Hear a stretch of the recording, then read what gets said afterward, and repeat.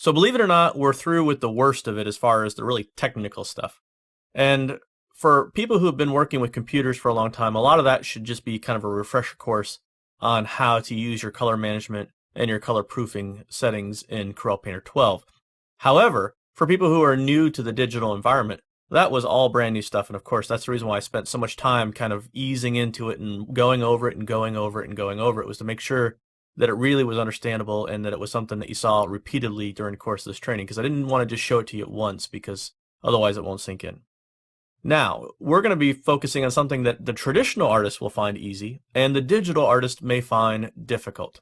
In order to go ahead and take a look at this, though, we're going to start by taking our color, and we're just going to drag this over like so and drop it down into our color libraries panel. And then we're going to go to Window, Color Panels, and we're going to open the one that's currently not open, which is the mixer. Now, of course, the mixer is going to come in and it's going to be attached to a couple of other things. And what I'll do here is I'll just, for the sake of ease, I'll just go ahead and drop the color next to the mixer and the color set libraries next to the color. We're going to go ahead and look at the mixer now. I want to pull this off and close the rest of these out so that we don't have to deal with anything but the mixer for right now. Now, what is the mixer? The mixer is an actual paint mixing system that's very similar to mixing oil paints or acrylic paints on a palette. And the way that it works is actually mimicked by a whole category of paints, which is known as the artist oils in Coreal Painter, I think from version 10 on, or maybe even from version 9 on. But it's a relatively recent category of paints, and the category of paints, or the category of brushes that apply the paint, were designed to mimic the way that paint mixes in the mixer. So if you get comfortable with the mixer, you'll also be comfortable with the artist oils. Now, the first thing you'll notice about the mixer is that we can resize it. And of course, we can resize any of these panels that we're working with. So don't feel like you can't resize things. You just grab a hold of an edge and pull it, and you can resize just about anything. And if you have a lot of screen real estate or you need to see things up close, then that's just a great way of going ahead and filling up, say, multiple monitors or whatever. And when working with a mixer, we tend to want to have a lot of space. Now, the mixer background is separate from the paint itself. The paint we apply is, as you can see here, we have white paint. And that white paint is just sort of floating against this sort of beigey brown background. Well, we can change that background. And one of the first things that I recommend that you do is change that background, because this beigey brown background isn't going to do us much good as far as picking our colors. Generally speaking, when we're working with color, we always want to be working with shades of gray.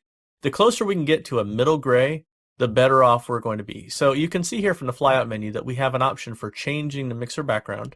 I'm going to choose that, and I'm just going to choose a middle gray, and that is 127, 127, and 127 in the red, green, blue. I'm going to hit OK, and now you can see that we're getting a true middle gray background, and this is going to make it a lot easier for us to judge our color mixtures against.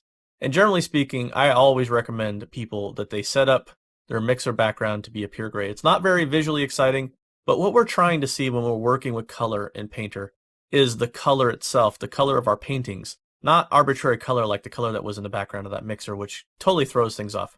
By the way, if you get into really high-end color correcting of photos or whatever, those types of people, they don't even wear colored shirts. They tend to wear either gray shirts or white shirts. They tend to work in dark rooms. And again, the whole purpose of that is to minimize the amount of color that's reflecting off the monitor and into our eyes, because all of those things affect our ability to see. And you may notice that the Coreal Painter interface, if you've ever worked with previous versions, this interface is very gray. There's not a lot of color in the icons. And of course, the main reason why that's true is because color in your icons actually really throws off your ability to perceive color in your paintings.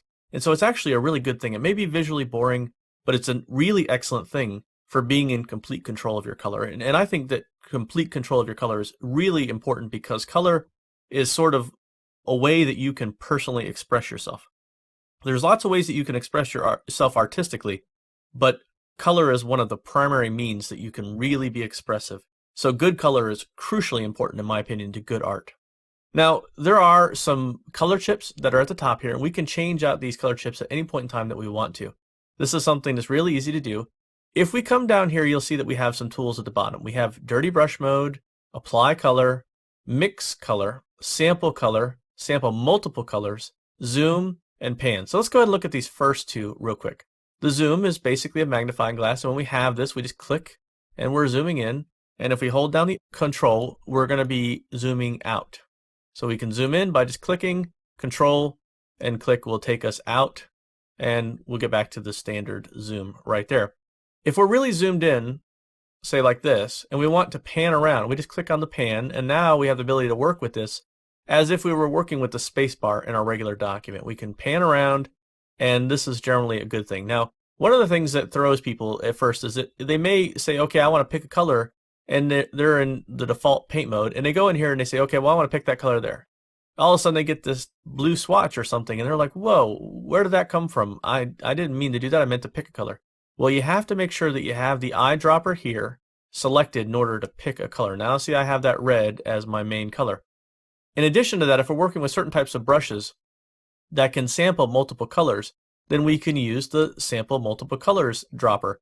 And this will allow us to pick multiple colors. Now, I'll show you an example of a brush that will allow us to work with multiple colors. So I'll go under the Impasto category, and I'll choose something like our dry bristle. And then I'm just going to come over here, and I'm just going to pick with this sample multiple colors icon clicked, and I'm just going to click over here, and I'm going to begin to paint. You can see that now I'm painting with variations on that color. So if I click over here, I can do it again, click over here.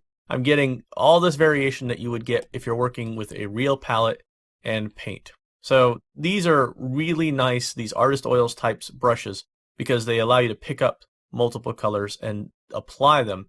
Now, this whole dirty brush thing, this first icon here, what this is basically saying is that if I lay down something like this red, and then I begin to keep painting, you'll see that it mixes with the other colors that were down there, and I'm no longer painting with red. If I turn off the dirty brush here, like so that it's not here and it's not here, basically what I'm able to do now is pick up that red or those variations, and every time I pick up the brush and reapply it, I'll go back to those original colors until I come back up here to my mixer and select a different chunk of paint, so to speak. So the dirty mode allows us to apply a dirty brush mode out here in the canvas, like so. So you can see I'm getting muddier colors as I'm going along, and the idea being is that you want to continually come back up to the mixer in order to pick up paint and apply fresh strokes instead of getting mud, basically, is what it comes down to. Sort of, eventually you'll get to sort of a gray mess if you keep working with the dirty mode on if you don't go back to the mixer. But this can be useful for blending. The dirty mode that's here is all about applying color. So if I turn on this dirty mode and I come back to say something like green, and I'm going to begin to paint the green in, well, the first stroke that I put down here with my apply color tool is going to be green. But then as I continue stroking, you'll see that it's mixing with the other paint that's around it.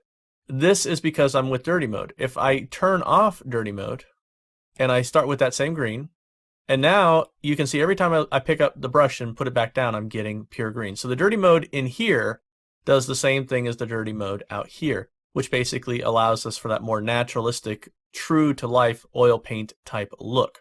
Generally speaking, when I'm mixing, I tend to leave the dirty mode on. When I'm painting, I tend to turn the dirty mode off.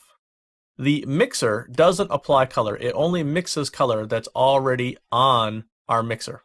So this is just a way of mixing these colors together to get a more interesting variation. And of course, if we come back to our sample multiple colors tool, click, you can see that now we're getting all kinds of interesting color variation because of what we're doing with our mixer.